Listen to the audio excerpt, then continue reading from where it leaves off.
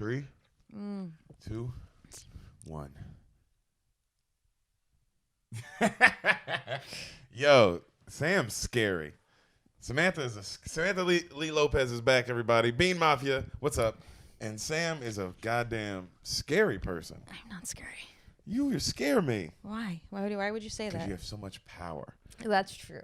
You wield so much power. I wield all the Infinity Stones. Yeah, all the time. You never don't have them. I always have them. How do you and like, yo, we all know how to get the Soul Stone, bro. It's not a good to get the Soul Stone. Shit has to go south, nigga.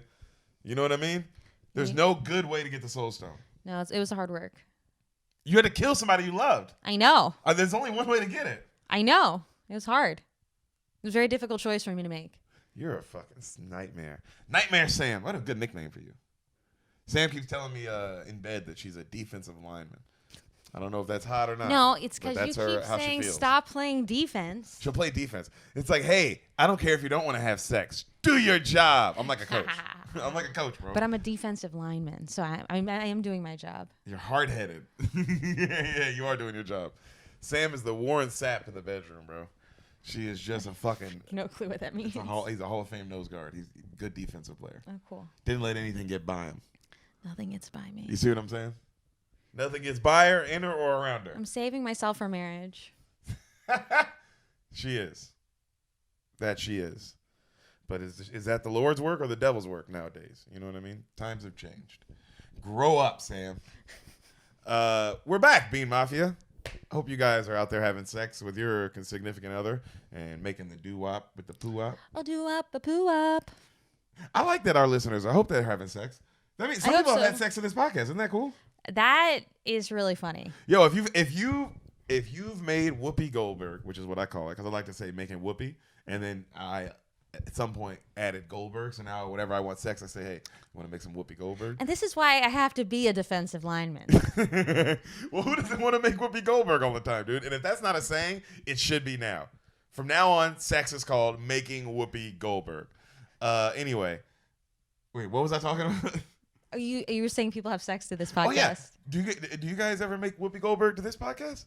Please let us know. And send how it went.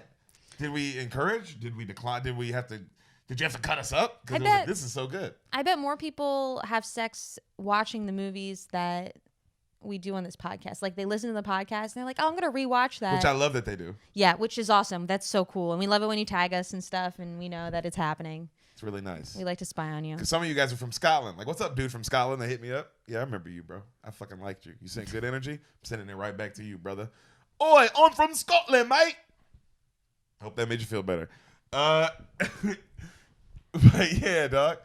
I hope you guys are fucking making whoopie pie to this. How cool is that? People that making really love to cool. the podcast.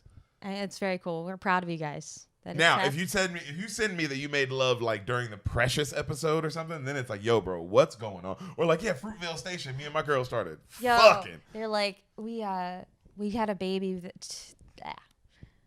We made love during your podcast and had a baby, and then they named the baby Precious. Oh my God, because they made love to that. I mean, let us, send us pictures, but Jesus, get help. Precious isn't a bad name, though. Yeah. I mean, it's been ruined. The episodes I would imagine they have sex to are like the Babe episode with me and Hassan. Ooh. Or the Training Day episode with me and you.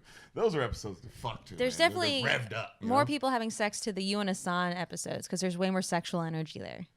Yeah, well, you play defense. He didn't. He was No, that's not true. That's not true. I was trying to fuck him all the time, and he said no all the time.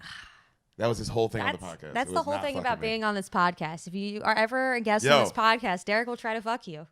You know what you signed up for, guest and fan base. That's why some people have to do them over Zoom. They're like, I can't even be in the same room as him. It's too much sex. I'm still trying to get that Zoom job. Y'all know what a Zoom job is, right? If you ain't had a Zoom job, you don't need to know, Playboy. Okay, it ain't grown folk. You ain't in grown folk business yet. When you get a Zoom job, nigga, I'm out here getting the Zoom jobs, Sam. I'm a real motherfucker. And you know who else I'm gonna give a Zoom job to one day? My girlfriend. Because you guys don't know what it is, so it doesn't have to be sexual. It could be completely cool. Could be just zooming and talking about job opportunities. Oh, okay. Could be. It could and then be you get paid? Could be we use our feet to rub on our penises and masturbate. How do you do that? Can you touch your penis with your feet? I said it could be. I just said it could be. Okay. I'm just saying anything's on the table is what I'm saying. You don't know what a Zoom job is. But it's just you on this. It's not like the person's touching you with their feet. They're on the other side of Zoom. No, So I'm you're using my touching own your feet. own feet. To masturbate. I know. That's what I really want to come back to. You can do that physically? You can do it. No, I don't. I can't reach that far. It would never work. I can do it if I put my mind to it. He I've can done do a lot anything. of amazing things in my life. He Sam. really has. So I wouldn't discredit that I can do that. That's true. I believe in you. Yeah. I think you could try it. I think this is why Hassan got away from me on the podcast, because I would also do this to him. I'd put my hand right here, and he'd have to hear a whole movie like this. And that's why Hassan was He's like, like, damn, gosh, bro, dude. I got to fucking hear this whole Fast and Furious with this nigga's hand in my fucking crotch. Actually, I don't know if we ever did Fast and Furious. I guess we did. I think we did. We've done a lot of episodes at this point, y'all. I think you did one of them. Maybe not the first one. But you know who we have to thank for doing so many goddamn episodes? Because there's only one. Yes. It's one man in particular. And is it God? Nope, because he doesn't exist. Is it is it Darren Bates? Well, Darren Bates is God. Well, he's God for us because he pays the bills. D Bates, you're a good guy. Go follow him on Instagram. That's also all he wants. The whole ad. This is the ad, mind you. Yeah, follow him on Instagram. It's at Westland's Son _. You'll see 56. You don't know anything. 56. Sam doesn't know anything, guys. Never listen to her. His Just name is don't listen to her. Darren Bates, Daren, the normal way you spell Darren. Bates, like the Bates Motel. Wow. Yeah. Yeah, like the Bates Motel. She's not wrong. And he's an awesome follow. He's a good follow. He's actually a good follow. He does sports stuff, so if you You like mean sports. the NFL? That's one way to describe it. Hey, Darren, just so you know, you do sports stuff, bro. All that hard work for the last 30 years of your fucking life equated to sports work. He works in sports. He works in sports. What is he? It's so funny. Like, oh yeah. So our podcast sponsor Darren Bates. Oh, what does he do? Oh, he works in sports. Oh, really? What does he do? So he plays for the Titans. Oh, you mean he plays in the NFL? Who the fuck am I talking to? A robot? He works in sports. He works in sports. What? Like LeBron James. They work in sports. They work in sports. Tom Brady. They all work in sports. They work in sports. Ma'am, are you having a stroke? I'm fine. Yes, but he does work. He does technically work in sports. He has kids. He has kids. He works in sports, which is the funniest way to say what he does. He works in sports. And just go follow him. That's all he wants. Go follow him on Twitter at DBTray5. Go follow him on Instagram. Go listen to his fucking awesome podcast, The Raw Room. I was just on it. Yep. Because this comes out in the future. So I was literally just You on were it. just By on the time it. you see this, by the time you guys are watching this, I was just on it. So yeah, you should definitely be watching it. Go watch the pod, bro. The Raw Room. It's fucking literally a great time. It gets really raw. Nobody will fuck me there either. So Nope. I had to learn the hard way. It's not a sexual thing. It's more of a conversational thing. Yeah, I know the name is misleading. The name is misleading, Darren. The name is misleading.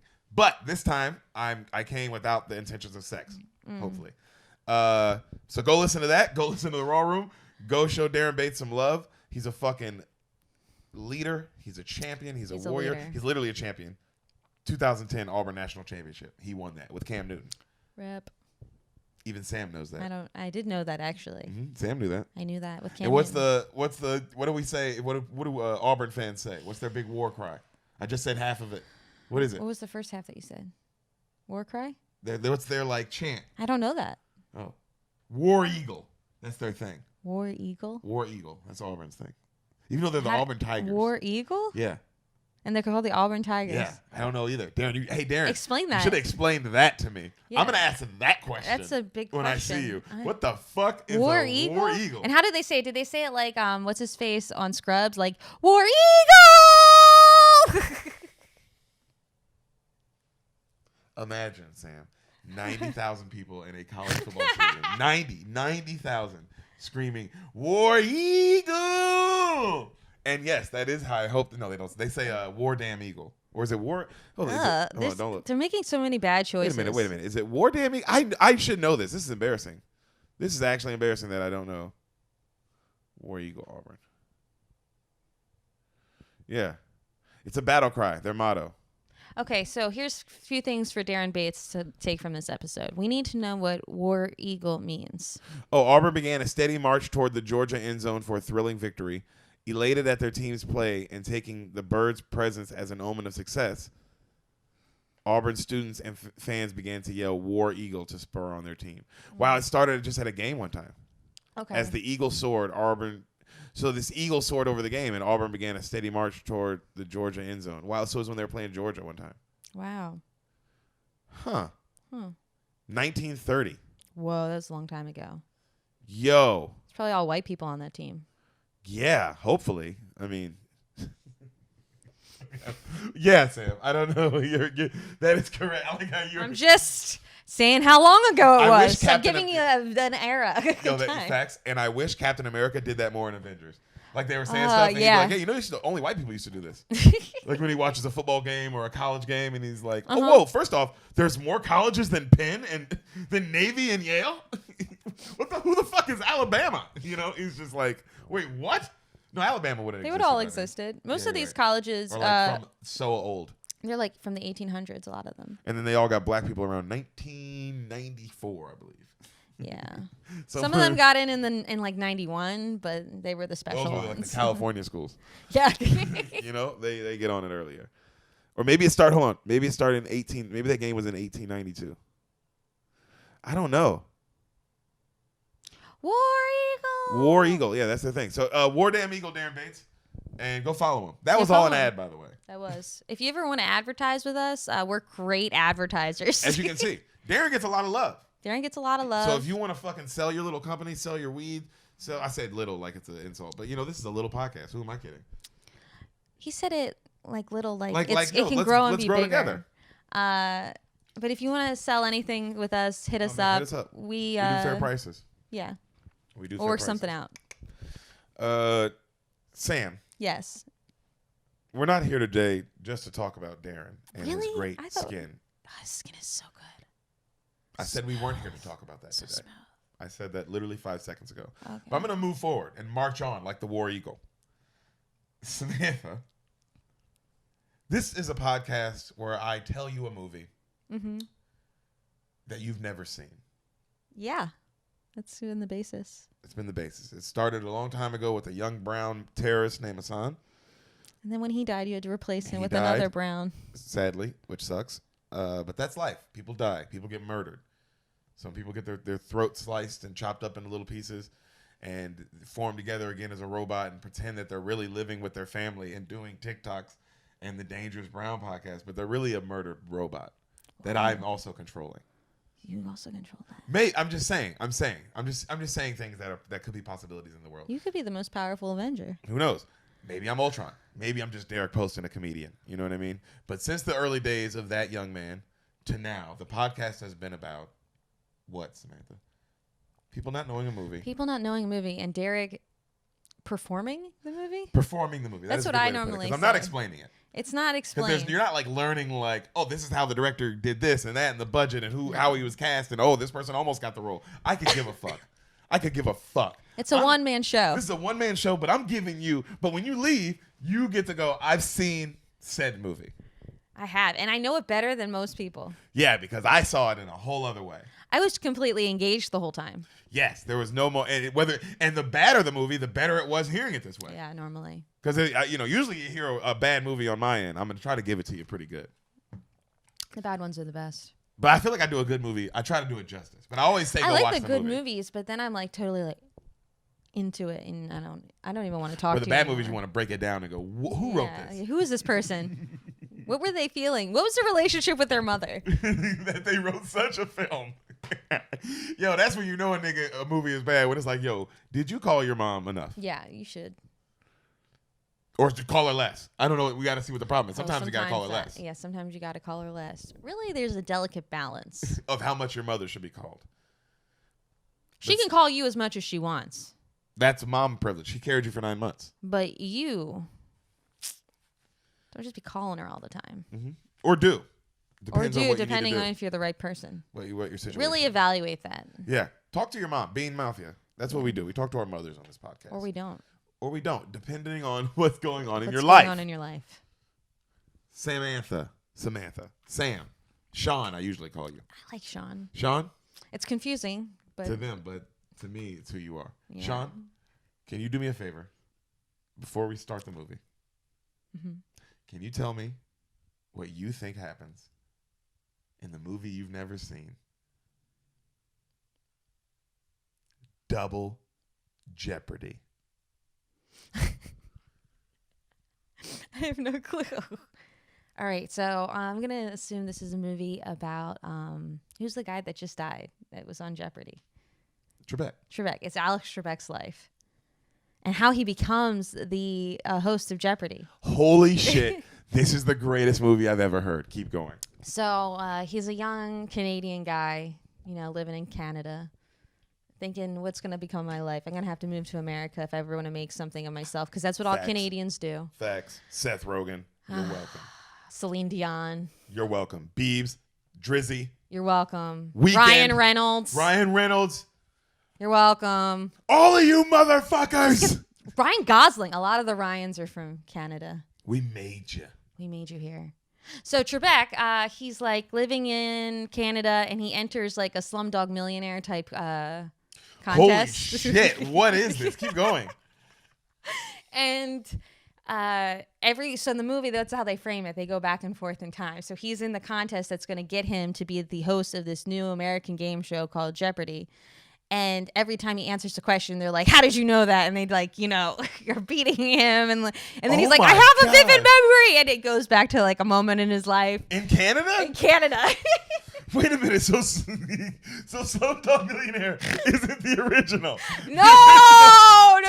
It's an adaptation from the real life story. Oh. Of Alex Trebek.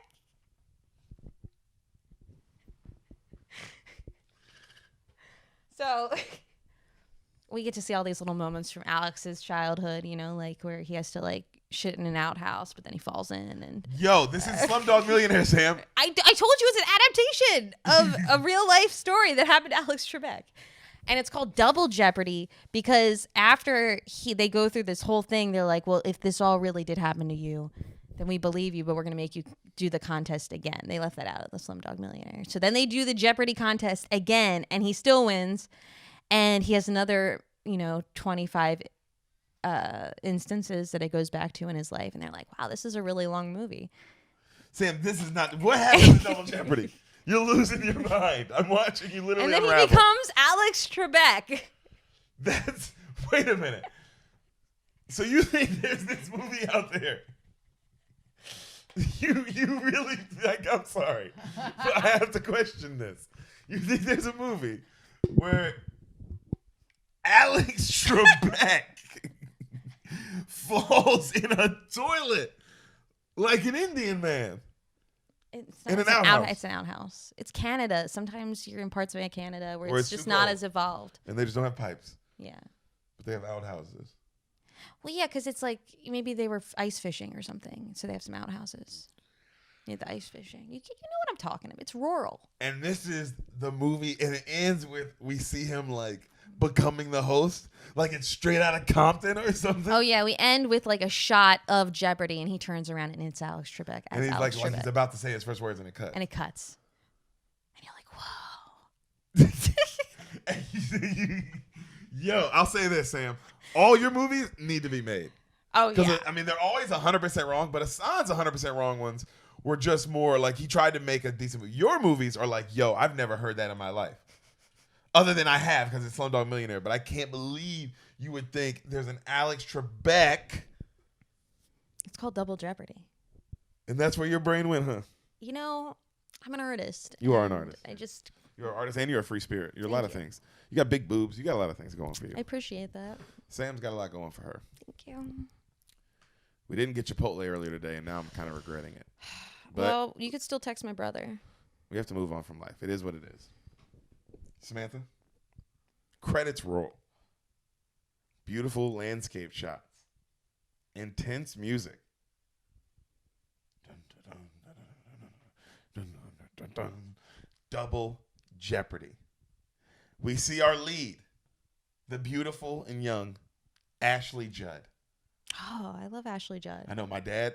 He loved her so much, and that's why I've seen this movie because my dad loved her because she's a diehard Kentucky basketball fan. That's why she sits courtside at all the games. Oh. And my dad, he said that's the only woman besides my mom he'd marry. Isn't that crazy? Because just for the courtside seats. Think if your dad had married Ashley Judd, you would look totally different. It'd be a different person. You'd be a white guy. Yeah. Weird. Be really wealthy though. You would be so wealthy. That'd be nice. Is your dad older than Ashley Judd? For sure. It probably wouldn't have worked out. I don't think so. I think he won. Yeah, he won. He got the princess. He got Princess Elaine though. He definitely won. But he did want those courtside seats. Mm. That I know.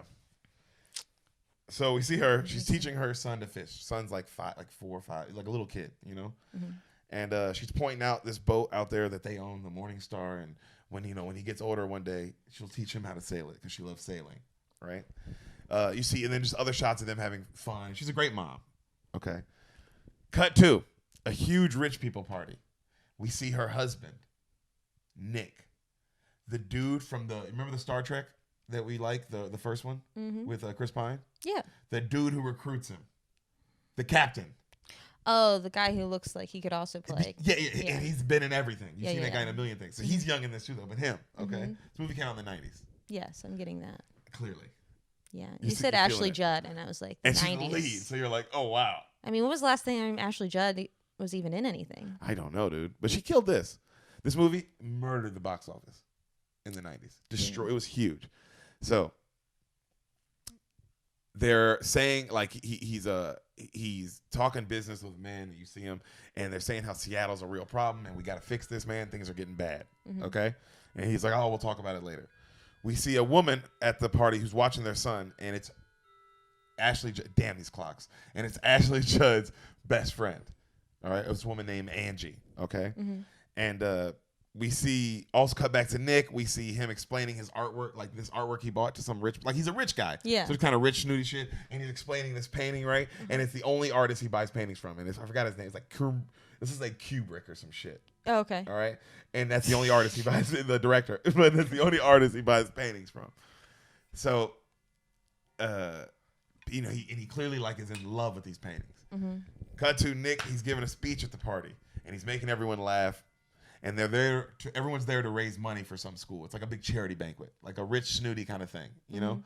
And he brings up the head mistress of the school, and then Angie, who is also going to help run the school. She'll be like the head administrator or some shit. Everyone cheers, yada, yada, right? Just rich people stuff going on. Yeah. So everyone leaves. Cut to, we see Nick and Libby. Those are their two leads, right? Their names. They're making out on the couch. Oh, hot. Right? Are they at their own home? Or yeah, they're home. We see Angie who's cleaning up. She walks in and everybody's like, "Oh my God, sorry!" And then they're all like, "Oh, they're all embarrassed." And then he goes, "Hey, by the way," he's like, "You can stay here, Angie." He goes, "Libby, close your eyes." And Libby closes her eyes. She's like, they're flirting. She's like one eye open and stuff. She's being all cute. She's very cute in this. She's this always is that cute. Meg Ryan look too. That with that air where She all their does clothes have are like that Meg that. Ryan look. So it's like, oh, it's super hot. Oh, that 90s where they all have like the waist pants and the little belts and their little vests and the jackets that go like these cardigan kind of jacket. Yeah, super cute. Oh yeah, that's a good look. Bring that back, ladies. Yeah, we do kind of bring it back a little bit. I know some ladies who dress like that. It's hot. It's hot. The Meg Ryan look in the 90s was hot. It was a good look. And so, she closes her eyes finally, and he spins her around, and he's like, "What's your favorite thing?" And she's like, "Nick." And she opens her eyes, and there's a boat sailing by. And he bought her a new boat. No. All right. And he goes, "My friend, is trying to sell this. He offered for us to take it out this weekend for free. And if we want it, we can buy it from him. If you like it, of course." And then she's like, "Oh my God." She's all excited. She's like, "But Nick, you hate to sail." He's like, I can learn." And she's like, "What about Maddie?" He's like, "I already set it up with Angie. She's going to watch him." And Angie's like, "It's no problem. I love Maddie." And it's like, all, they're all having a good time, right? Cut to them sailing. And they're making love on the boat. Jeez, okay, something terrible's gonna happen. Why did Everything's you say that? so good. It's like, well, where is this going? Nothing's ever good in the beginning unless it's about to get real bad. Yeah, you seen Finding Nemo, huh? I've seen Finding Nemo.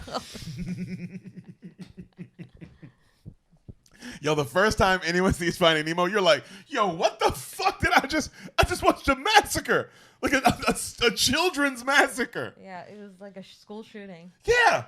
And then I'm supposed to go watch the rest of this movie and laugh and have a good time because this one bitch can't remember shit. What happened to the family was brutal. Yeah, and also we see Nemo, and he's got like these little like wounded like thing. Yep. You know, he has to carry the remnants of that. Yeah, the rest dad of has his- to always think, and then also the wife is gone, and he lost 1,000 other kids. Yeah. But nope, let's just have a good time and laugh at the turtles.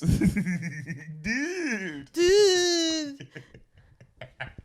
As Marlon can't sleep at night because he hears his wife screams and she's trying to fight to save her children's life and gets shredded to pieces. You saw that fish. Yeah. We all saw that fish. It didn't take long.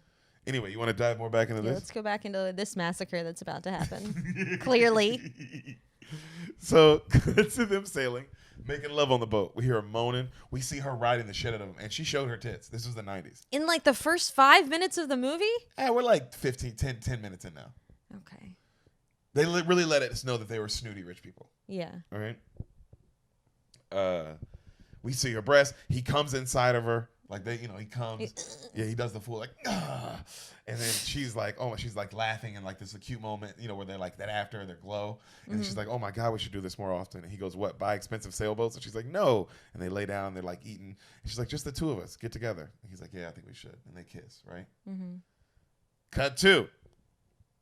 It's the middle of the night. She wakes up. Nick. There's blood all over her hands. Nick? She looks down over her robe. There's blood. All over the sheets, there's blood. Nick! There's blood all over the boat. She follows the blood outside. It leads to the boat, like, off the railing. Nick! They're in the middle of the ocean. Yeah. Nick! It's right then she grabs a knife that's on the ground, covered in blood. She's like, Nick! Right then a police boat shows up. Whoop, whoop, whoop, whoop. Ma'am, put that knife down. Step away. I don't know where my husband is. Yo! Okay, this just turned up. I'm stoked. Double Jeopardy. Yo, I bet this guy's still alive. So, yeah, how excited are you now? I'm so excited now. It's a mystery. It's a mystery, Sam. I knew you were going to love this, dog. 90s movies were made for you. Oh, yeah. I've seen a lot of them, too. You've seen most of them. So it's fun to give you one that you had no idea. Yeah, I've never even heard of this movie. So that way every person who's in it you're gonna be all excited. What? So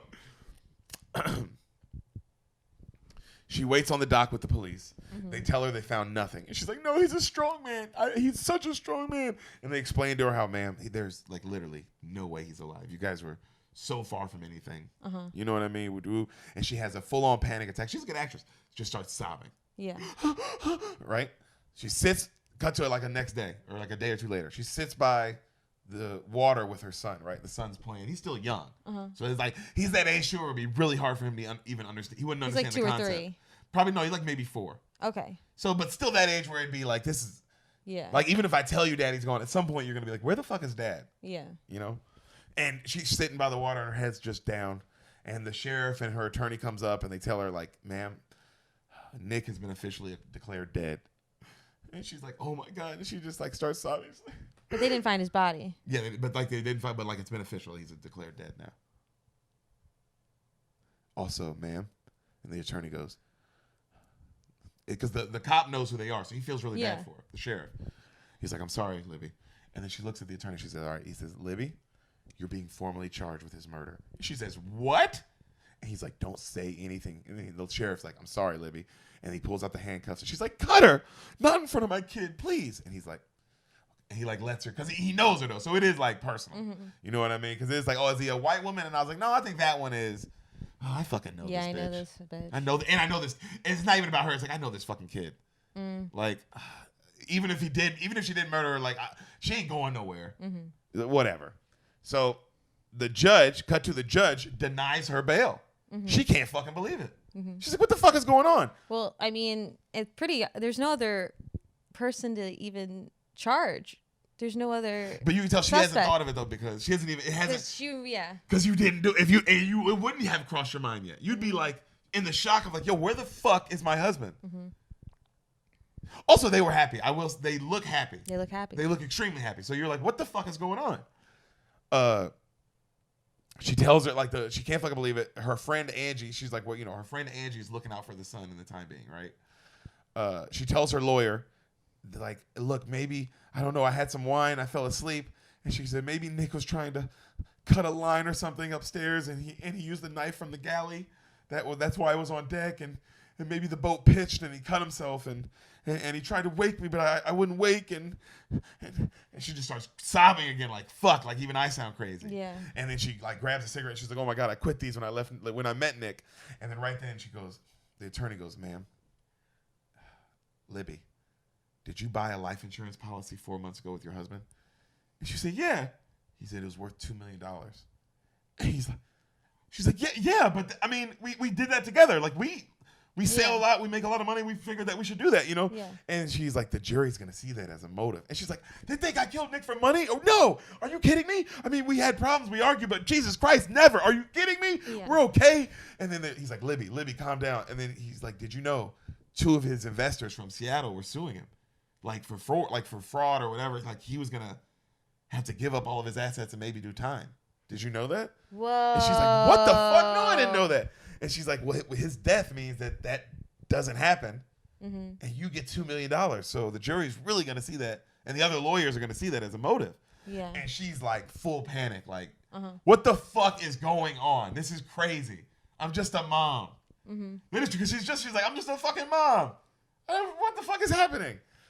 So she's like, do you think I killed him? And the lawyer's like, look, Libby, you know it doesn't matter what I think. And she's like, it matters to me. Do you think I killed him? And he's like, honestly, no, I don't think you did. And she's like, thank you. So cut to, they're in the court now. Look at you. She's locked in.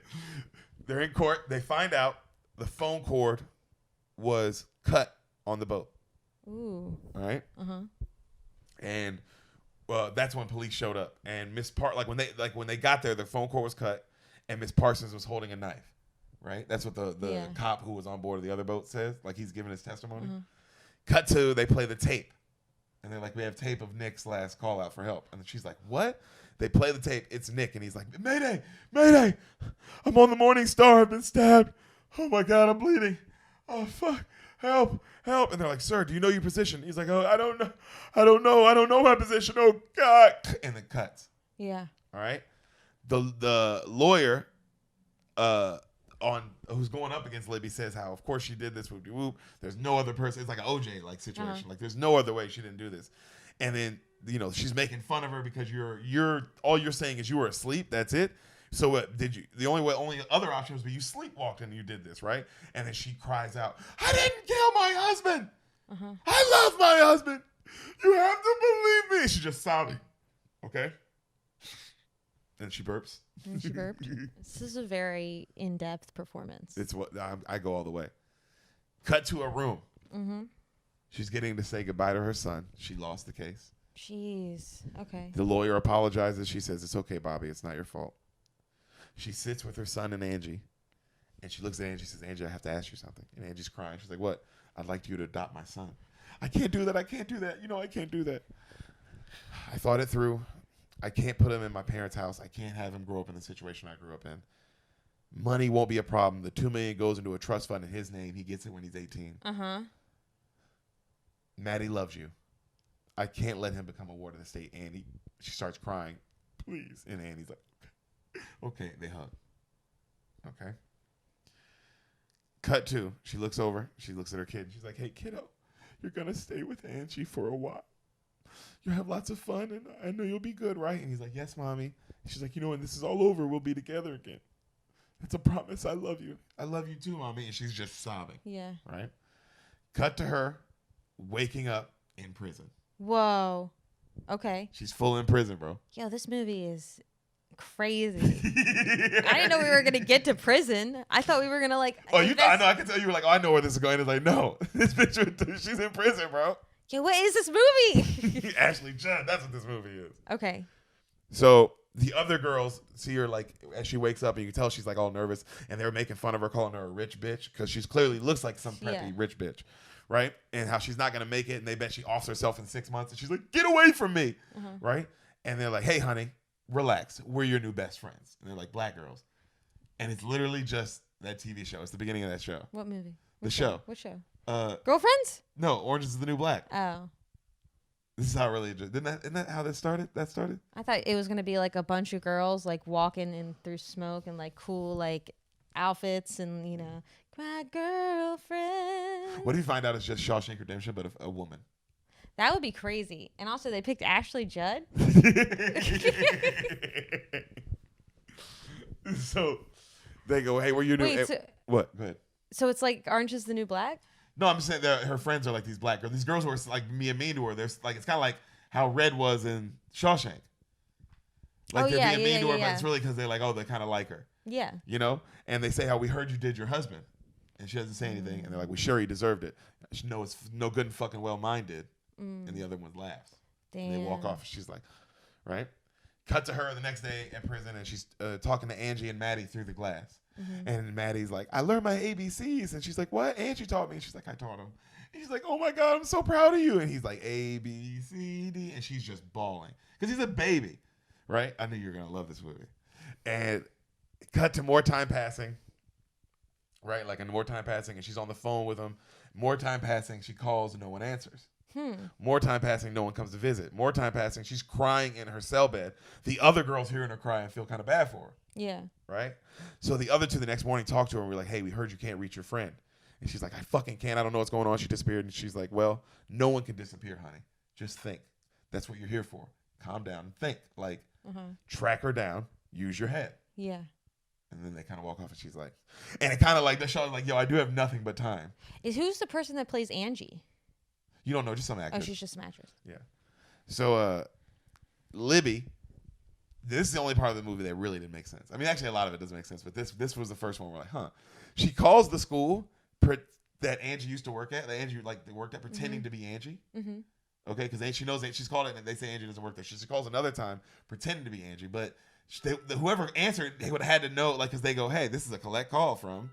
Like it's a prison. It's a prison. Yeah. Like it's not like you're calling from like a cell phone. Exactly. So that didn't make sense. But she calls and she pretends to be Angie, and the person believes her, and she gets what does she do? The clocks, bro, that strike and they strike like it's midnight every time they strike. Every time they strike, but this is the hour. Oh, this is 12 o'clock. That's why you're getting all these. It's like, damn, bro, this is so much. At least the next one is just one. You just get one for the quarter. It's like, finally. But you have to get the 15 minutes of frog clock noises, and birds and bears and fucking all the bees with all the different. There's a lot of clocks in this house. It's a clock house. So. Oh, there's the next one. Yep. Bro, they're all just going off. This is ridiculous. Who the fuck would want this? Your uncle makes no sense, bro. Who's like, I need 1,000,000 clocks to all go off at the same time. And a lot of these he has to wind every week because they're like really old clocks. Yeah, they're all from the slavery. Yeah. He mentions that every time he brings it up. Deric, this clock used to see black men hung and separated from their families. And I'm like, all right, Leo, Jesus Christ. It's fucking breakfast. So she calls, she pretends to be in school, and she gets the address of this woman, right? Okay. And she finds out that she moved to San Francisco. With her son. Gets her number. Yeah, with her son. She gets her number.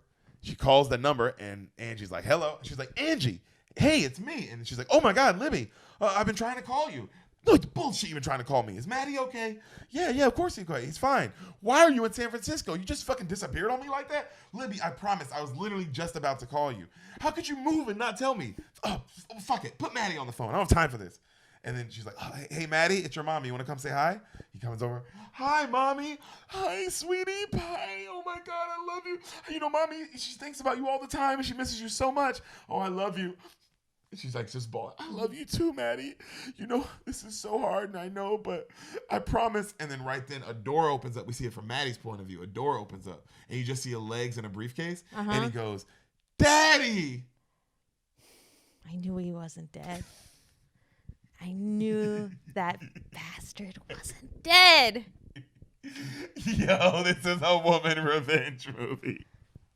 I knew it. How'd you know he wasn't dead? That was why. What? How'd you know he wasn't dead? Well, one, when he was making out with his wife and the other woman comes in and he's like, oh, no, you're fine. You can stay around for this moment where I'm going to show her the boat. Mm-hmm. It was like, there's something going on with him and this woman. Facts. And then it didn't make sense how he died and his body wasn't found. I was like, that asshole's not dead. Also, it's too perfect. You're setting her up. It's a setup. Yep. So he has to be alive. And that's why I was like, hey, who's the actress that plays Angie? Because I'm like, well, it's got to be her that he's with, because otherwise he would have known that she would leave the son to him and all that stuff. So she must be an actress, but apparently she's not. She's just in my She's mind, just a bad friend. She's just a bad friend. I thought she'd be a bigger actress. No. Because the other co-lead, have you noticed I haven't said the other co-star yet? No. The other co-star hasn't come up yet. Oh, wow. This movie gets even deeper. Oh, and like the other co-star is like, oh, well, that's why the money didn't go to whoever's playing Angie. We had to pay this motherfucker because this motherfucker. Okay. So,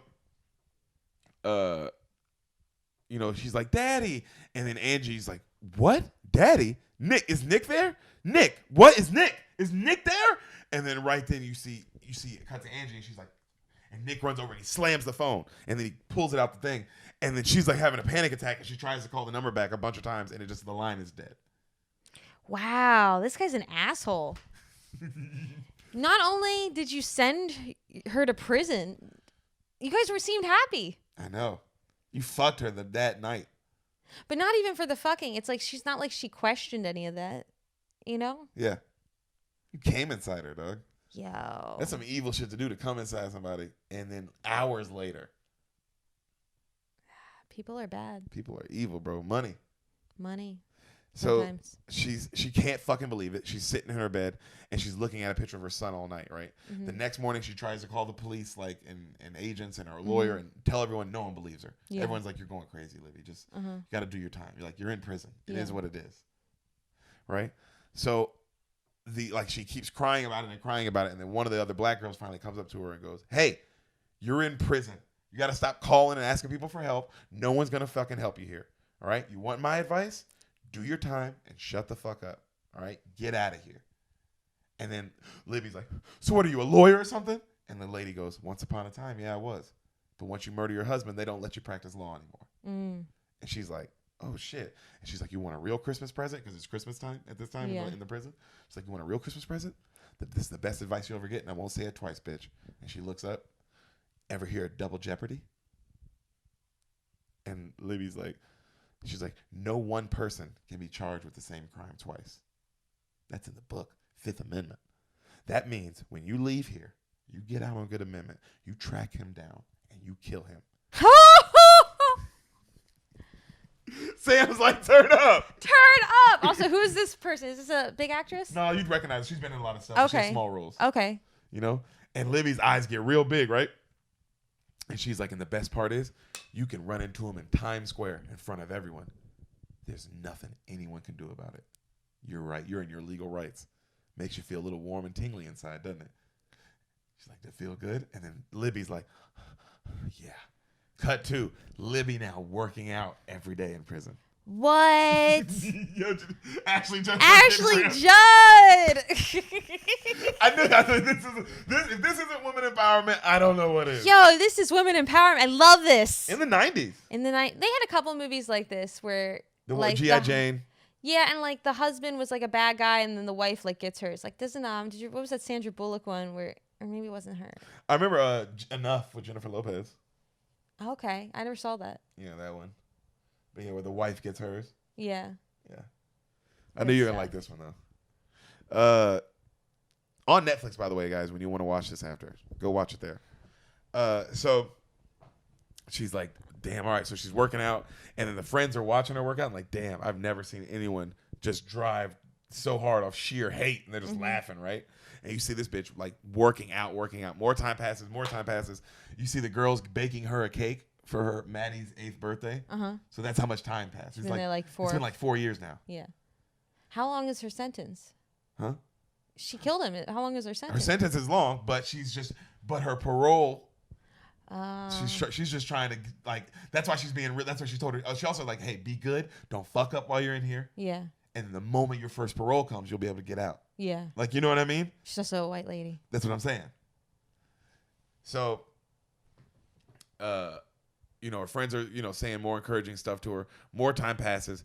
She's finally up for parole. It's been 6 years. Wow, they give her first parole in 6 years off of a murder? Yep. Jeez. But it was like, you had to be like great behavior. Yeah. Okay. So that, yeah, but I mean, that is kind of right. They do let people off with shit. Okay. So she gives a speech on like why she's a changed person, and then you see her friends like cut to her friends like they were the ones who coached her and tell her everything to say. Mm-hmm. And then she's like, and if given a chance, I want to do something good with my life and make up for the wrong I did by killing my husband. I'm sorry. Mm-hmm. Right? Cut to, she's a free woman. Wow. Right? She's walking down the street. She gets to her halfway house. She has to stay at a halfway house. Okay. We see our other lead. Ooh! The guy in charge of the halfway house. Oh, I was expecting it to be a woman. Like she was going to do some kind of like girl team up kill. No, this is just the other lead, the guy who we don't even know what this guy is yet. Mr. Tommy Lee Jones. Ah, that makes sense. Yep. They had to get another big name. Yeah. They like just for the cover shot. Because the husband's not big enough even. And then when there's no Angie, you're like, well, who's the other? You can tell it's like, well, this movie's a big budget movie, clearly a big kind of movie. Mm-hmm. It killed in the box office. Need Where's the other else. person? And then right when I said Tommy Lee Jones, you're like, oh, 90s? Right after Men in Black? Oh. Yeah. Yeah. Tommy, he's huge. He's huge. He's already big anyway, but now he's just, he was huge. This was before he did, what was that, where he was taking care of the house of Sister? Oh my God, I love that movie. It's such a bad movie. The The cheerleader movie. that's what it is. Cedric the Entertainer's in it, and he's awesome. What's it called? And they're all at the University of Texas. Yeah, like House I saw Sitter or the some House shit. Sitter or something. I love that movie. And he's still just a sheriff, like in everything. Yeah, that was the last movie he did before it was over. Before his run was over? Yeah, didn't you feel like that? Well, yeah, then he did No Country for Old Men, though. Oh, he was in No Country for Old Men, yeah. That dude always works. He does always work. He pops up when he's needed, you know? So he's running the halfway house, and he's going through her stuff, and he tells her, and he's just like real calm and like, you know, real like dead serious with her. Mm-hmm. And he tells her like, hey, so for the next 3 years, you're going to adhere to all the rules here. No fighting, no fornicating, no driving, and no drugs. You will also find a job while you're here. You are not allowed to have a weapon of any kind. Curfew is at 8. At 8. Not 8:05, not 8:01, you know? And any violations, you will return to prison, and you will finish all your sentence. Mm-hmm. Period. And then he grabs a pic of her son, and he's like, is this going to be a problem? And she's like, no. And he looks at the picture. Well, you want to tell me about him? And she's like, no. Am I going to have trouble with you, Parsons? She doesn't say anything. Get the hell out of my office. And she grabs her stuff. She leaves. Behave yourself. The door closes. She goes upstairs. Mm-hmm. So cut to her the next day. She's at the library. Mm-hmm. And she's on the computer, and she's trying to look up stuff, but she doesn't know how to do it. Oh, because she hasn't been around for that. 6 years. She missed that big window. Jeez. And a cute guy passes and tries to hit on her. Uh-huh. And she lets him hit on her to get help with the computer. And she's like, I'm trying to look a friend up and find her. Like an old friend, you know, but I can't. And she's like, oh, what's her name? Angela Green. And he's like, And he starts looking it up for her, and he asks her on a date. And he looks at, like, you see all the names pop up. And then she's like, actually, I guess she's like, yeah, I'll go on a date with you, but I got to check with my parole officer first. Your parole officer? What do you have a parole officer for? Oh, for murdering my husband. And the guy's like, all right, I'll leave. And then she's like, bye. Right? So she looks, and there's 1,000 matches for Angela Green. Of course. It's a like, very common name. Extremely common name. Cut back to the halfway house. She gets back home. Tommy Lee is throwing out this girl for breaking one of the rules, right? And fucking up her parole. And then the lady's begging for a second chance. And Tommy Lee's like, hell no. You're out of here. You fucked up. You're done. And then all the other girls are like, damn, that's cold-blooded, man. You could have gave her a fucking second chance. And he's like, there are no second chances in this house. This is the last chance house. Mm-hmm. Not the second chance house. Yeah. Which is a good point. It's like, damn, that woman go, fuck, this is the last. You are, like, that's why you're at a halfway house. Right? And then, so the girls are talking to amongst each other, and Libby's listening, and they're saying how he used to be a law professor, right? Turned cop, but he got a DUI, and it fucked his life up. And he's been drinking. Tommy Lee Jones? Yeah, and apparently he has a kid that he hasn't seen in years, and Libby's just listening. Like, Okay. And she's going to use that against him. So, cut to Libby on a boat. She's going, like, across a ferry. She goes back to where she used to live. Okay. All right? She goes and talks to, remember they put some person in head of a school? Like a lady, a headmistress, and then Angie was like the second in command? Yes. She goes and she talks to the headmistress, and the headmistress is like, oh, Libby, hey, it's good to see you. You know, I'm glad you're out and all that stuff, but, you know, I can't help you. And then she's like, oh, come on, I need to find her. She's like, Maddie's been, she said it's been 6 years. 6 years Maddie's been with Angie, Libby. I mean, come on. If you come back in his life now, it'll just cause more pain. Just think about him. And then she's like, oh, I want to see him, Rebecca. Please, give me your address. And she's like, I'm sorry, I can't. And she walks off. I can't believe that you're willing to like let this woman never be able to know where her son is. You think she killed her fucking husband? Yeah. You genuinely think that too. So yeah, you're like, I don't know what you're capable of. Just let it go. Okay. Has been 6 years. Okay. So the night, at that night, school's closed. We see Libby come back. She breaks in. Nice. At the halfway house, Tommy checks. She's not in her bed. Damn. Okay. She looks outside, and she's like, because she breaks the window with her elbow. She sneaks in. She like going through the records, and she looks outside. She sees cops walking up. Damn. She's like, fuck. She's finding where the records are. She looks. As they get closer, she finally finds Angela Green's records. She takes off running, right? And she goes like upstairs, and she's running out the window, running on the roof. The cops are chasing her now. What? Right? And they're like, hey, ma'am. And then cut to, she jumps off, and she starts running on the beach. So she's running on the beach. They're chasing after her in a car. She hides in a bunker. The car flies over it, like flips over a bunch of times. Whoa. She takes off running a different way. The cops get out. They chase her again. They're chasing her. Finally, a cop cuts her off and tackles her. Boom. And they see it's Libby.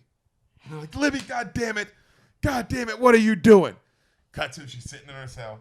Tommy Lee comes back, and he's like, have a nice day on the beach? She doesn't say anything. The next morning, he's driving her back because they're across on the ferry.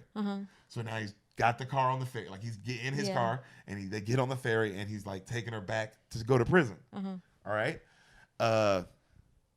He's like, oh, my God, you pissed me off, Parsons. Angela Green has your kid, right? And Parsons is like, nods. And she's like, he just looks at her, and he goes, all you had to do was wait for 3 years. You fucking idiot.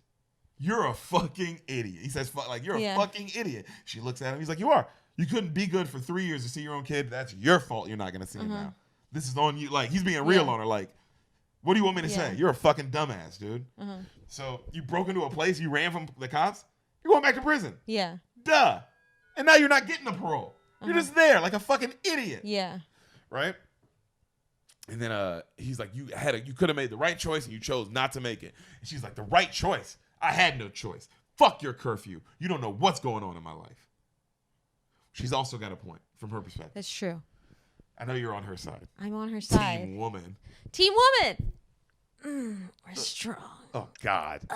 Gross. Ladies, right? I mean, ladies who are watching, isn't that disgusting? Yeah. So, right then he goes, I'm going up top to have a drink. The ferry's on, taking off. He handcuffs her to the door, like outside. So she's like this, handcuffed. And she's like, oh, fuck you, come on. And he's like, don't go nowhere. And he smiles, right? And he leaves. You see him upstairs, and he pours himself a cup of coffee, and then he like grabs his flask, and he pours a bunch of alcohol in it. So she's downstairs messing with her cuffs, right? And then she notices he left the keys in the car. She's like, She cuts the car on, like with her other hand, and then using her foot, like she puts it in like reverse, and then she uses her foot and she like backs it up. And it hits a car, like boom, right? Yeah. But there's this pole a little bit forward, and she's like lining it up, and then she boom, like hits it with the door, like trying to knock the handle off. Yeah. Because that's what she's handcuffed to. Yeah. And she hits it, boom, and then it doesn't knock the handle off, but it keeps going forward, and it hits a car, and it pushes that car through the chains out into the water. That car starts sinking. Damn. She backs up again. Boom, she hits the thing again and almost knocks it out. You see Tommy, he looks and he notices a car floating. He's like, what the fuck? He looks down. He sees his car going back and forward. He's like, what the fuck? He runs down. She hits it again. He smashes the car window with his gun. He jumps in the window because the doors are locked. She hits the gas. They go flying off into the fucking sea. What? Of course, now the boat alarm's going off and the boat's turning around. You know what I mean? She's still handcuffed to the door, though. So he has to, like, as they start sinking underwater, he has to hold his breath, go in and save her. And he fucking uncuffs her. She starts floating up. As she's floating up, she grabs his gun and starts swimming. He's swimming after her. He's swimming after her. She keeps swimming. They get up to the surface. He grabs her. She fucking, boom, knocks him out with the gun. Nice. And swims.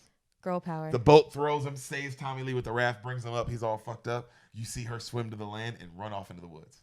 Nice.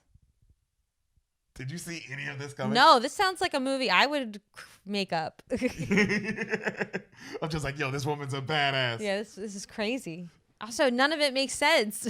No, it's all ridiculous. So they investigate Tommy Lee at the hospital, right? And they give him a hard time for letting her get away.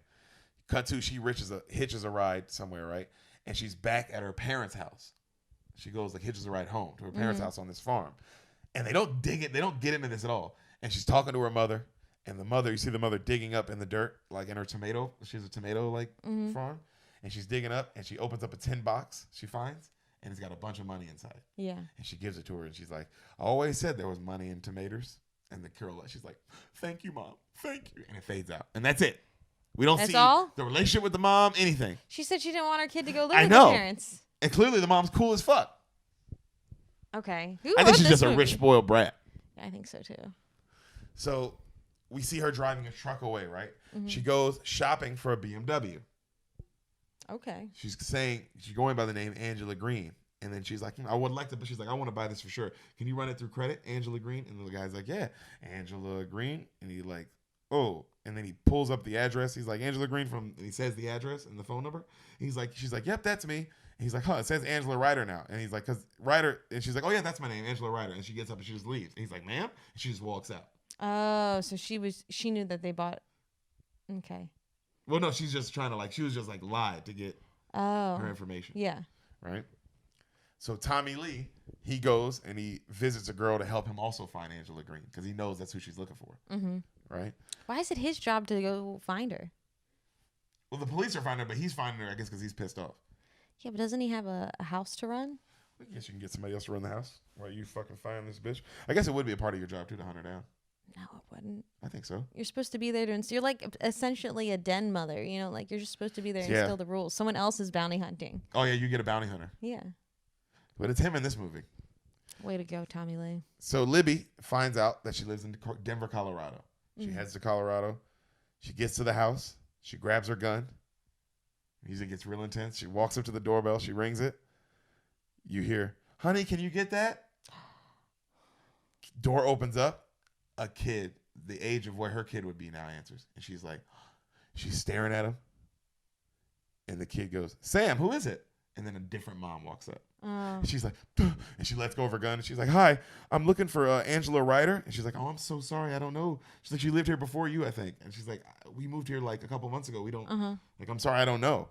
And then she goes, maybe ask next door. Apparently that neighbor has been here for 40 years. Yeah. She's like, okay. So she goes next door. She's like, hi, I'm looking for an Angela Ryder. I'm an old friend. And the lady's like, oh my God, I'm so sorry. Angie died, honey. And she's like, what? And she's like, yeah, it was the big accident 3 or 4 years ago. Their gas stove was leaking. Explosion was so big that it knocked my windows out. I'm so sorry. And she's like, what about the son, Maddie? Was he okay? And she's like, no.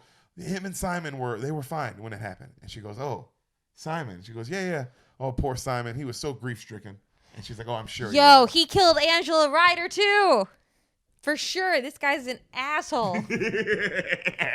I like how that's your word for it. But that is to you, that's such a heavy word. This guy's an asshole. He is. He's a big dickwad, you know? Sam, I've never heard you use such language.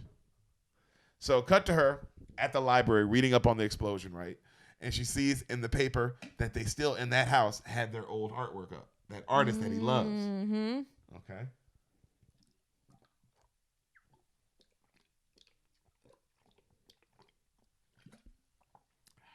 You thirsty? Yeah. You didn't want to say anything while I was drinking?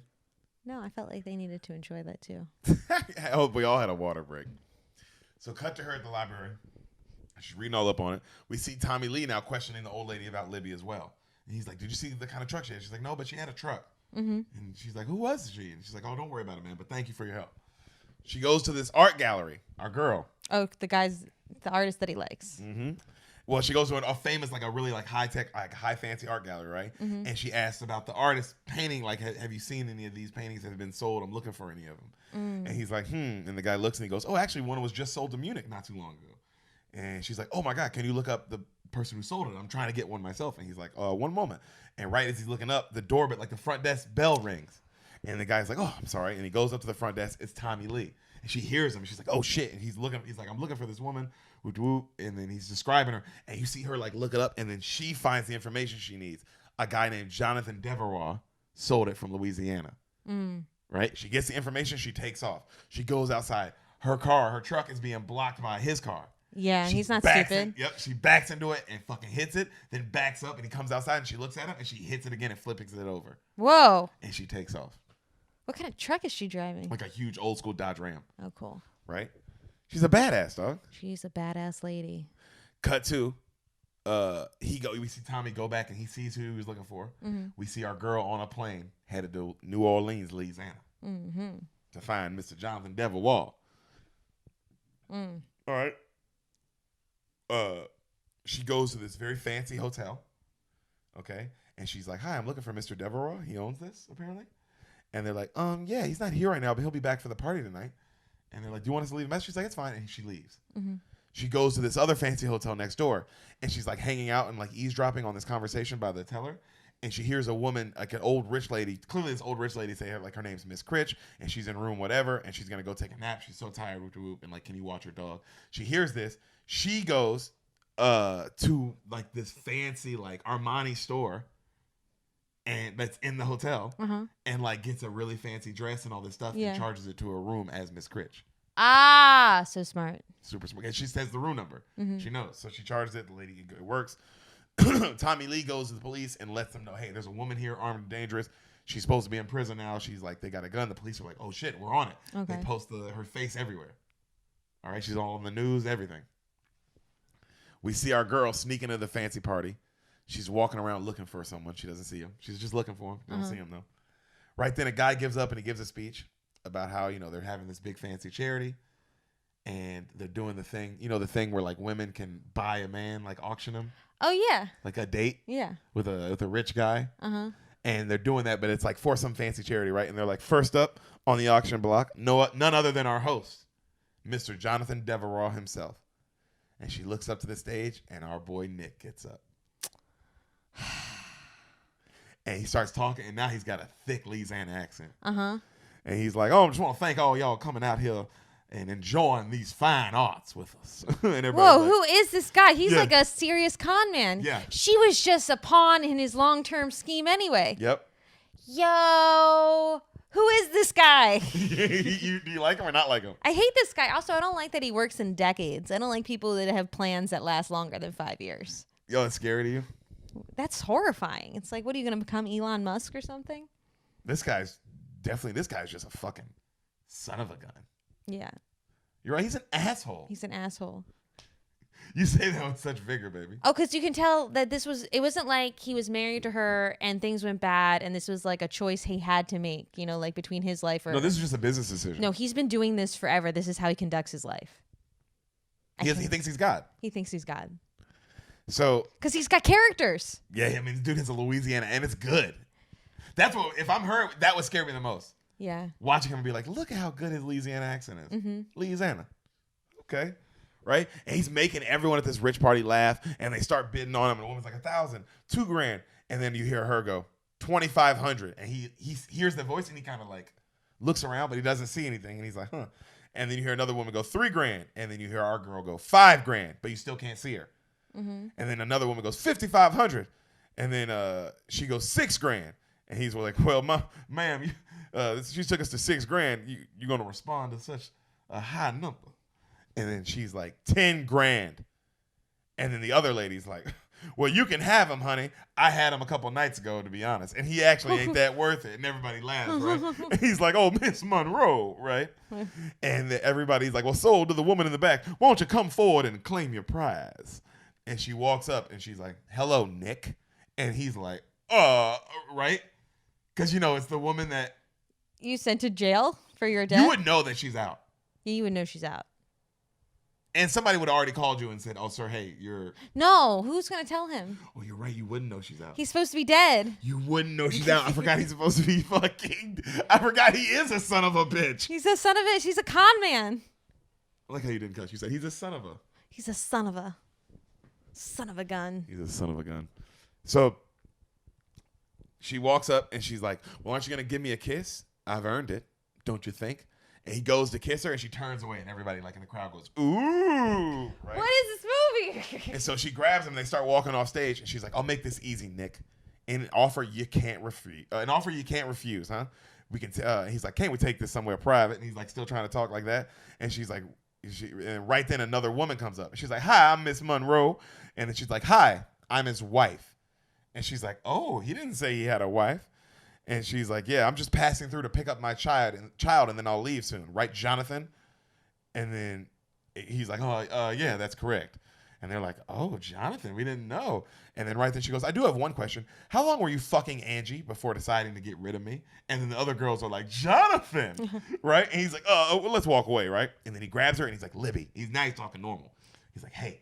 And he's like, let me explain something. We were going under. We were going to lose everything. Do you understand? Everything. If I had the guts, I would have killed myself, but I didn't. So I sent you to jail. So that's what the life insurance is all about. He's like, I can't believe they convicted you. I'd have never guessed that. And the thing that would happen to Angie, it happened later, and it was natural, and it was organic, I promise. Oh, my God. But the worst part, Libby, was being away from you. I couldn't stand it. And she's like, and that's why you killed her? No, I didn't kill Angie. That was an accident. I swear on our son, don't you dare. Don't you dare. You keep your hotel and your fancy new accent. I just want my son. And then he's like, well, you have to be patient. I can't do it here. Been patient? I've been patient, Nick. 6 years in prison. I was patient. I want my child now. Don't cause a scene. Oh, cause a scene. And then right then she looks up. She sees Tommy Lee walking. Mm-hmm. And she's like, I'll call you tomorrow, Nick. And she walks off. Mm-hmm. All right? Cut to Tommy Lee finding our boy, Mr. Devereaux. Yeah. All right? And he shows him a picture of Libby. He's like, hey, have you seen this woman? And he's like, no, I don't know her. I've never seen her a day in my life. And he's like, well, sorry to tell you, sir, but this woman is going crazy. She thinks you're her husband that she actually killed a couple years ago. And he's like, what? This woman thinks I'm a husband she already murdered. Well, that's crazy. Do you love my accent? I love it. It's perfect. What are you, Calvin Candy? I'm a little Calvin Candy. We'll be having white cake. You still brooding over me getting the best of you, huh? Mm-hmm. Now, Steven, those are mine to burn. Now, what makes you want to get in the nigga fight game? Like, bro, who is this guy? He says the nigger so classic. He does. It's insane. Those are my niggas. And if I choose to see what's inside Broomhilda's skull, so what's it gonna be, Doc? Can I remove my hands and take off my bill suit? Yes, you may. Now, if you gentlemen will join us in the parlor, we'll be serving white cake. White cake. A white cake. I was thinking about that poor devil today you fed to the dogs. D'Artagnan. What about him? I was thinking if Alexander Dumas would approve. Oh, Alexander Dumas? Soft-hearted Frenchie. Alexander Dumas was black. He says that harder than that. Yeah, Alexander Dumas was black. And that's when? He's like, may I see this? Your freedom papers, Broomhilda. And they smile. And they, wrong movie. No, we're not doing Django. We're not doing Django, you sons of bitches. You'll get Django when you get Django. When some guest hasn't seen it. Unlike me. Unlike Sam, who's seen it like a jackass. You know. So, the guy's like, I've never seen her, right? He's like, but I'll let my security know. Thank you. At the bar, her picture is now everywhere. It's all over TV. Mm-hmm. A guy who's running the bar notices it, and he looks at her, and then he looks at the paper, and he's like, no reward. And he balls it up, and she's like, thank you. And he's like, hey. He gives her an umbrella. He's like, I'd get out of here, though. She's like, thanks. And she puts it on. She takes off, and then the cops are all looking for her outside, but she's like blending in with like everyone on fucking Bourbon Street with a fucking umbrella. And then they run up on a woman thinking it's her, and it's not her. And she's another beautiful lady. It's another beautiful lady that's not Ashley Judd. So the next day, Tommy Lee sees Nick again. And he's like, what can I do for you this morning, officer? I didn't think I'd have to see you again. And he's like, we spotted her last night, but she got away. He's like, I'm just curious. Why would this woman fixate her lunacy on you? It's a crazy world. He's going to put it together. Mm-hmm. It's a crazy world. You said somebody was going to work together with her. It's a crazy world, Doc, and, who knows why she fixates on me? Why does anyone? He goes, those are nice pictures right there behind you. Do your kids make them? And he's like, no, they're by the artist, Kubrick. But I think you already knew that, didn't you? And they're staring at each other. And then right then he gets a call, and he's like, I got to take this as business. He's like, oh, don't mind me. And the guy, Tommy Lee, leaves, and he answers, and it's Libby. And she's like, bring Maddie to this cemetery. He's like, cemetery? Really? And she's like, it's a huge tourist attraction in New Orleans, you idiot. A lot of people around. You'll be safe. He's like, okay. I'll have him there by 4. Mm-hmm. They hang up. Cut to this huge New Orleans funeral like place is happening, like a big celebration kind of place. Nick shows up. She's like, "Where's Maddie?" He's like, "Relax, relax." He was nervous. I said he can go inside and play. They walk in, and she sees like a little kid far away, right? He's like, "There he is." And she's like, "Maddie, Maddie, come over here." And he doesn't. He runs away. She's like, "Maddie." And he's like, "I'll go get him." She's like, "No, he's my son. I'll go get him." And she starts kind of jogging after him. "Maddie, Maddie, come over here." And she gets close, and he kind of runs away. "Maddie, Maddie, come here. Come on, kiddo. Maddie." And he goes deeper, and she keeps following him. And she's like, "Maddie, it's mommy." And then right then, Nick grabs her, bam, smashes her head on the concrete. She passes out. He drags her into the house, like into one of those like little cemetery houses. Yeah. Right? And you see him go inside. Cut to. We see our boy Tommy looking up Mr. Devereaux. And apparently the guy has not existed until 3 years ago. Uh-huh. Okay? He's like, "Huh." And then he says, "Well, maybe the guy changed his name. People do that all the time." And he's like, "Yeah, maybe." And he's like, "But I'm starting to think maybe it's Nick Parsons. Maybe, you know?" But he can't prove it. He's like, "I can't prove it. I don't know." He's talking to this other cop, right? So Nick comes out, and we see him give the kid, who's not her son, a bunch of wad of money. The kid runs Yeah, off. it was just Some random kid. another con. Another con kid. Who saw this woman get dragged and like knows she's murdered. Who is this fucking kid that's like, "Oh, I'm willing to hold secrets like that What, I get $100? for $100 for that kind of weight on me for the rest of my life?" So our boy Tommy calls back to Washington, and he's like, "Hey, I think this Parsons lady's telling the truth. I think her husband is still alive." And his superiors go off on him like, "This isn't fucking Mission Impossible. Get back here now." He's like, "Carl, I know I'm right, so I'm asking you politely to send me a picture of goddamn Nick Parsons." And he hangs up. Right? Cut to Libby waking up in a coffin like she's in the movie fucking Kill Bill. That's so horrifying. That's like one of my two biggest fears. Buried alive? Being buried alive or Burned alive? No, being in space alive and gonna die, like what happened in Gravity. Oh, just floating forever. Yeah, forever. Those are my two biggest fears. One, definitely not gonna happen. The other You one, don't know. maybe. You don't know about either. Okay, maybe both could happen. Yeah, dude. Don't limit yourself. Well, Dream they're still big. my biggest fears. Dream big, Sam. So she wakes up, she has a lighter, and she's like got the lighter and she's looking around and she's pounding and pushing on the coffin and it won't move. There's the dead body still next to her too.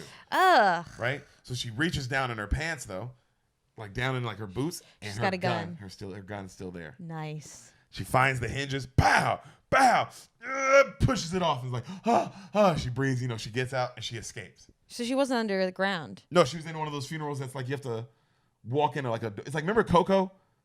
How they're buried She was in those, like the house. Those house Yeah. funerals like that, John.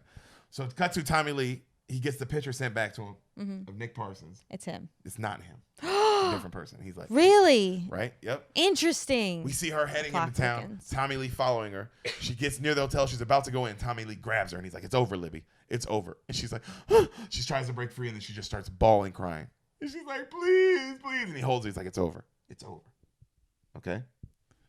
Cut back to Nick gets back to his place. He walks in. Tommy's waiting on him. He's like, "What the hell are you doing in my room?" He's like, "This isn't a good time." He's like, "Well, but," and Tommy Lee's like, "I'm sorry, but I got good news. It won't take long." He's like, "All right." He's like, "I owe you an apology, Mr. Devereaux. I started believing Miss Parsons. How crazy am I? I started believing that maybe you were her husband. So I asked for a driver's license photo of Nick Parsons. And this came up. And he shows the picture that came up. And Devereaux was like, "Well, I mean, we all make mistakes. No harm done." And he's like, "Well, I thought some more. Nick Parsons is a common name. There were 6. So I went through number 2, and this is picture number 3. And it's a picture of him." And he's like, "I never liked that picture. So you came here to make a deal, I'm assuming, because you didn't go to the police. What's the price?" $1 million. Nice round figure. Okay. "I need a couple of days." "No, I want it right now. Look, I don't have that kind of money on me right now. Just give me a couple days. I'll figure it out. It's 9. He's like, "It's 9 o'clock at night, dude. Just give me a couple." And he's like, he grabs his phone and he goes to call the police. He's like, wait. All right, I have $100,000 in a safe. I'll get the rest of you tomorrow." He's like, "That sounds good to me." Okay. He's like, "All right." And he goes, "We have another problem though, Miss Parsons." This is Tommy Lee saying this. And he's like, "Oh, you don't have to worry about Miss Parsons." He's like, "Yeah, dude, she can make trouble for us. I mean, she's a real big problem." He's like, "Trust me, I already solved that problem. It's buried, if you know what I mean." And he's like, "All right." And he's like, "It's gone." He's like, "Are you sure?" He's like, "It's gone, I promise." And then right then she walks in. She's like, "Really?" You're not good at keeping promises, Nick. And he's Ooh. like, what the fuck? And and then he looks at the police officer. He's like, you gonna do something? And he's like, hey, she's the one with the gun. Don't talk to me. And then he goes, Libby, relax. You know how they are in Louisiana. They're tough here. You shoot me, you get the gas chamber. It's double jeopardy, Nick. I shoot you, nothing happens because I already killed you. Awesome law. That's a real law, by the way. That's you know an that, right? awesome law. Makes sense. I do get it. It's for the cases like this. They're like, Yep. I'm sure someone was like, why does the double jeopardy law exist? And they're like, oh, well, in the case that someone is framed for murder, they can actually kill that person. They can go kill that person now because fuck that guy. Yeah. You know? And I mean, that's probably one of the greatest achievements of humans. Not a bad law. I like that. Yeah. I don't like all laws, but I like that one. So she's like, where's my son? He's like, he's in Georgia in school. And she's like, he goes, you can have him back. You can have what you want, all right? It's over. It's done. Just let me go. And then right then she shoots the painting right next to his head. He's like, Jesus! And she's like, I haven't felt so good in 6 years. And that would feel good just to scare the fuck out of him. Yeah. She's like, I'm not going to kill you, Nick. Don't worry. I just want you to suffer like me. You're going to prison for murder. He's like, who? Who did I murder? And she's like, me, you idiot. And then he's like, what do you mean? You won't get away with that. And then right then Tommy Lee plays the tape saying how he killed her. And he recorded himself. He had a tape recorder on him. Oh, yeah. And then he's like, what? That's not enough. He's like, all the evidence we got on you. Oh, buddy, you're going down. Yeah. Well, Right? also you framed her. Oh yeah, you're fucked. Like they got you. Uh-huh. And then right then he gets up and Tommy Lee goes, get out of here, Libby. It's over. I'll take that gun. And he goes to grab the gun. You see Nick pull out his own gun out his desk, shoots Tommy Lee. No. He walks up to kill Tommy. He walks up to kill Libby. Libby's like, because she gave Tommy Lee the gun back. Right then Tommy Lee gets up. They start fighting. Whoa. They're fighting. They're struggling over the gun. Him and Nick fight. Nick punches him, gets the gun. He's about to kill Tommy Lee. Bam, bam! 2 shots in his chest. Ashley Judd's got the gun. Nice. She killed him. Sweet. I mean, I just want to go see. I wanted him to go to prison for the rest of his life. No, I wanted her to walk up and just kill him. I thought that was what was going to happen. Because she's just like, why not? Yeah. Fuck this guy. So, cut to downstairs. All the ambulance and police are there, right? The other cop comes up and he tells her how technically, you're his wife still, so you inherit this hotel. Sweet. And she goes, not interested. Like, bitch, you better collect your money. Yeah. Well, she knows that her son's getting $2 million. Yeah, good point. Yeah, so she's cool. So she tells Tommy Lee, how she's taking off now. And he's like, no, you're not. You're coming with me to Seattle. And she's like, what? He's like, well, I'm going to demand your full pardon, and you'll be a free woman. And she smiles. So that happens. More time passes. They pull up on a school in Georgia. And she's like, I don't know if I've ever been so scared in my whole life. A big part of me thought I would never find him. What if he doesn't recognize me? He goes, woman, I lost my car and my job over this. Go say hi or I'll arrest you for stupidity. Go. And she smiles. She walks up. All the kids are playing soccer. She immediately spots him. Mm-hmm. She's like, Maddie. He turns and he looks and he's like, he walks up on her. And she's like, do you know who I am? They told me you were dead. Oh, sweetheart. No. They hug. She smiles. Double jeopardy. Camera fades. Yo, what a crazy movie. I love that. That was so 90s. It was made for you, Sam Jim. I love that movie. I'm glad you liked it. I loved it too. Rewatching it, I was like, yo, this movie still holds up. It's fast paced. It's only an hour 40 minutes. Mm-hmm. So it's like it never takes too long.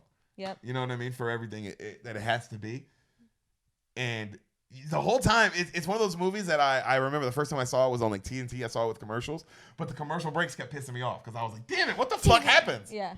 Because it's so crazy. It's crazy. That was a great movie. I'm glad you enjoyed it. Yeah. Whose side were you on? Her side, obviously. Not Nick's? No, he sucked. Wait, have you not listened to me this whole episode? Yeah, I guess you didn't like him. All right, you're right. Okay. Did you like Tommy Lee? Yeah, he was great. I liked also he's like, oh, I lost my job and my car over this. And it's like, yo, you're friends with this rich bitch now. Like, she's gonna. Yo, keep that hotel and let me run it, please. Yeah. She's going to take care of him. She better. He fucking helped her find her son. Exactly. I'm glad you enjoyed it, though. How 90s is this fucking movie? So 90s. It reminded me of, have you ever seen Sleeping with the Enemy? Yes. It had that vibe. It did have that vibe. And The Fugitive. Yep. That you haven't seen. But we did a sketch about it, Yeah, so you know, I feel like I know. About it a little bit. Don't worry, we'll get to that, guys. I had to do Woman Fugitive first. Yo, Bean Mafia, hope you enjoyed. I'll see you in a couple days. Go listen to the Raw Room. Yeah. Subscribe to us. Fucking leave a comment if you like the episode. Just leave some comments and however you listen. Like, subscribe, and just show love, man. Show some love. Whoever you're listening to and with. If you're listening with a person. Some people listen with their wives. Kiss her right now. Kiss that wife. We love you guys. Love you guys. Shut up, bitch!